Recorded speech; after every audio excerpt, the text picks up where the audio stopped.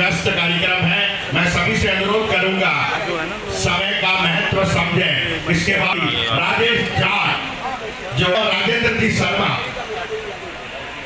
ये सभी जिला अध्यक्ष का स्वागत। आइए साहब, नवीन भाई बोलो ना आगे। नवीन भाई रामलीला समिति, इसके बाद कोई वक्फ बोर्ड के गलत नियमों के विरोधी है। इस देश में सुप्रीम कोर्ट सर्वोच्च है, इस देश में संसद सर्वोच्च है, इसलिए किसी बोर्ड को सर्वोच्च न्यायालय से अलग कर दिया जाए, हम उस बात के विरोधी हैं। और हमारा जितना भी वक्फ बोर्ड का संशोधन है वो इस बात का नहीं है कि वक्फ बोर्ड को हम कोई संसाधन नहीं देंगे। अरे उसको हम पूरी तरह से उसका हक देंगे, लेकिन अगर वक्फ बोर्ड या कोई संस्था किसी दूसरे के जमीन को अनैतिक रूप से हथियाने लगेगी तो वहाँ कोर्ट में इसका निर्णय हो, हम इसके पक्षधर। सर, आपने एक नारा दिया, एक है तो सेफ है, तो क्या संदेश देंगे? सर, इस देश में एकता चाहिए।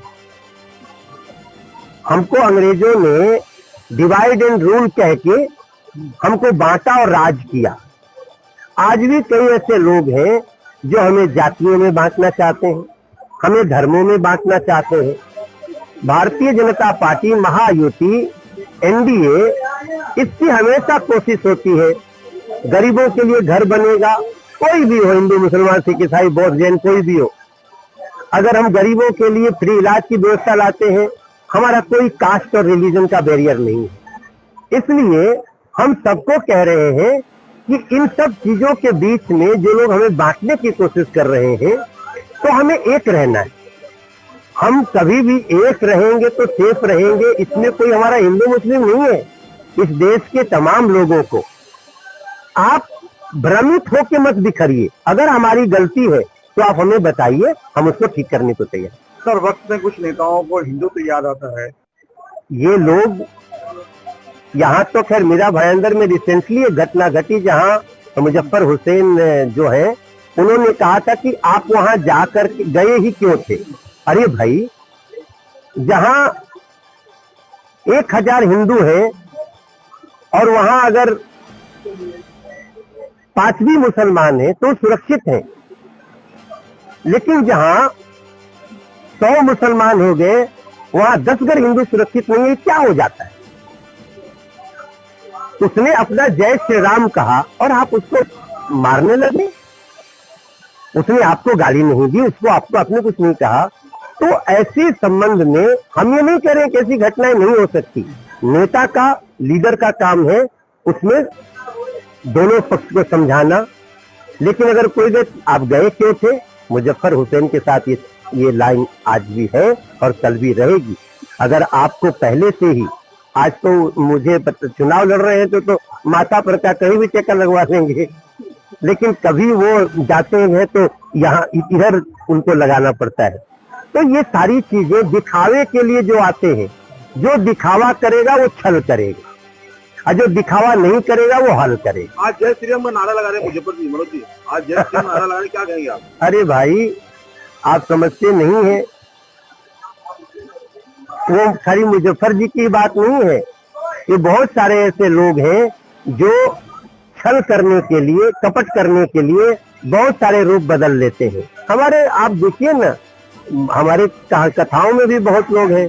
मारिच भी आया था रूप बदल के, कालने भी आया था रूप बदल के। तो ये धोखा देने के लिए रूप बदलते रहे हैं लोग, और इसमें कोई नया नहीं। सर, कैसा है कि मुजफ्फर हुसैन जी ने कहा है मंच में कि छत्रपति शिवाजी महाराज का और उन्होंने एक बात कही कि मैं तो, मेरी दादी जी जैन थी, तो कहाँ से हो सकता है संभव? अरे भैया, तुरंत नाम बदल के आना चाहिए चुनाव लड़ने में। क्या संदेश देंगे सर?